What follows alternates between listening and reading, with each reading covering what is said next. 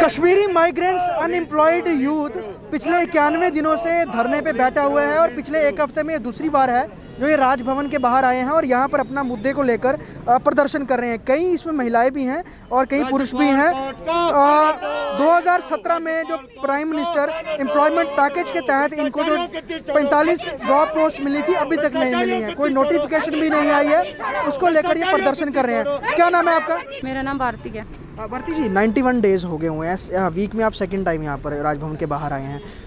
कहाँ पे पेज चटका हुआ है और 90 दिनों से बैठे हैं, 3 महीने से, फ्रॉम द फर्स्ट डे आप बैठे हैं। कैसे शुरुआत हुई, अब जाकर अपना प्रदर्शन आप कहाँ पर देख रहे हैं? शुरुआत तो ये पहले हमारे 2010 से हम लड़ रहे हैं। 2010 की बात है ये, जब जिस टाइम हमें ये पीएम पैकेज अनाउंस हुआ था तो 2010 में 198 कैंडिडेट्स कोर्ट के डायरेक्शन के थ्रू लग गए थे। उसमें हमें जो थे लेफ्ट आउट कर दिया। 45 जो मेरिटोरियस कैंडिडेट है उनको छोड़ दिया गया।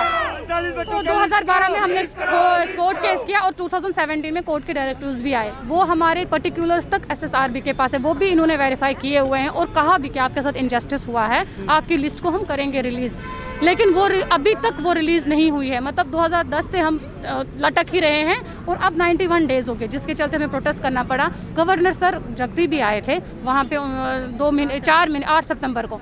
हमने बाय हैंड उनको फाइल दी, 15 दिन का आश्वासन दिया था, लेकिन वो 15 दिन आज आप देख रहे हो 91 डेज़ में बदल गए हैं। मुझे ये पूछना है कि आखिर बात क्या है, क्यों वो हमारे साथ इतनी नाइंसाफ़ी हो रही है और भी कर रहे हैं? क्या हमें अपना हक पाने की हम अपना हक नहीं पा सकते हैं? अपने ही देश में हम अजनबियों की तरह रह रहे हैं। मतलब हमारे साथ इतना अत्याचार हो रहा है कि गवर्नमेंट भी मान रही है कि आपके साथ हुआ है अत्याचार, लेकिन फिर भी वो फिर भी कर रहे हैं। हमें कोई नहीं अभी तक बुलाने आया है। पिछली बार भी हम यहाँ पे प्रोटेस्ट कर रहे थे, तब हमें इन्होंने नंबर भी गलत दिया है और कहा था ठीक है आप मेमोरेंडम दे दो। कितनी बार मेमोरेंडम देंगे हमने अब यही काम करना है ना, हमें कोई बुलाता है। आज भी आप देखो यहाँ पे प्रदर्शन चल रहा है, लेकिन किसी के टस से मस नहीं हो रही है गवर्नमेंट। ये यूटी बनने का क्या फायदा हुआ? हमने सोचा था स्टेट गवर्नमेंट में हमारे जो है डिमांड्स पूरी नहीं हुई, अब यूटी बनी है तो शायद हमारी डिमांड्स पूरी, शायद अब हमें अपना हक मिले, लेकिन वो भी फेल हो गई है। मुझे तो लगता है यूटी बनना कोई फायदा नहीं हुआ।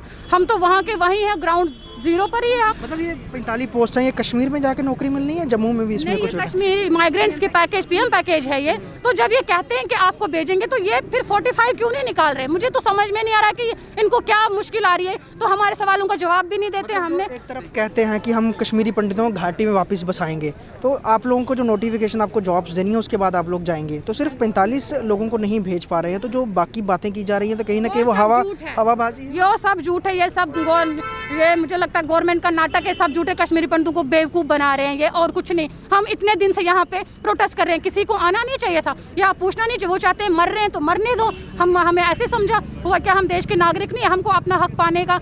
ऑपोजिशन का क्या रोल रहा है? अभी तो कोई बड़ा लीडर ऑपोजिशन से आपके पास यहाँ पर आपके प्रोटेस्ट में शामिल हुआ है? योगी साहब आए थे हमारे साथ, उन्होंने कहा था कि हम आपके साथ कंधे से कंधा मिलाकर चल रहे हैं। उन्होंने हमें सपोर्ट किया हुआ था। और हमारे कश्मीरी लीडर्स में भी एक आए थे, उनकी कोल साहब तो, और वो काचरू साहब अंबारदार, मतलब वीरेंद्र काचरू, एक तो जो हमारे साथ आए थे उनको कोविड से एक की डेथ भी हो गई। हमारे साथ सपोर्ट किया था उन्होंने। ऑपोजिशन अपना बेहतर रोल निभाए तो आपको लगता है कि आपका मुद्दा जल्दी सॉल्व आउट हो सकता है अगर ऑपोजिशन बाहर निकल के आपके लिए खड़ा नहीं करना चाहता? इसमें हमें पॉलिटिक्स में तो जाना नहीं है। बस मैं इतना ही कहना चाहती हूँ कि जो हमारी बेसिक डिमांड्स है वो गवर्नमेंट को सुननी चाहिए। वो हमें इग्नोर क्यों कर रहे हैं? मुझे यही समझ में रहता है, हमें इग्नोर क्यों कर रहे हैं? आखिर हम क्या करें? या तो हमें आत्महत्या करनी है, उसका वो गवर्नमेंट उसका लेगी अपने सर पे। हम अपनी फैमिलीज़ को लेकर मतलब अपनी आत्मदाह कर लेते हो तो वो गवर्नमेंट लेगी उसका सर अपने।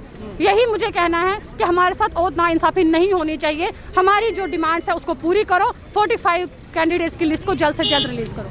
कश्मीरी माइग्रेंट यूथ्स जो हैं अनएम्प्लॉयड, ये प्रदर्शन कर रहे हैं और पिछले हफ्ते में दूसरी बार ये राजभवन के बाहर आए हैं और प्रयास यही कर रहे हैं कि राजभवन की ओर जो भी सरकारी जो एक कैवल कैंट जा रहा है उसमें बैठे हुए ब्यूरोक्रेट तक अपनी आवाज़ पहुंचाए हैं और जो अपनी डिमांड पिछले 90 दिनों से लेके बैठे हैं। और 2017 में जो पीएम पैकेज के तहत इनको 45 कश्मीरी पंडितों को घाटी में नौकरी देकर बसाने का जो इनको ऑर्डर दिया गया था, अभी तक उसे सरकार ने ज़मीन पे नहीं उतारा है और उसको लेकर ये लोग लगातार प्रदर्शन कर रहे हैं। वीडियो न्यूज़ पवन शर्मा के साथ महेश पटियाल, स्टेट टाइम्स, जम्मू।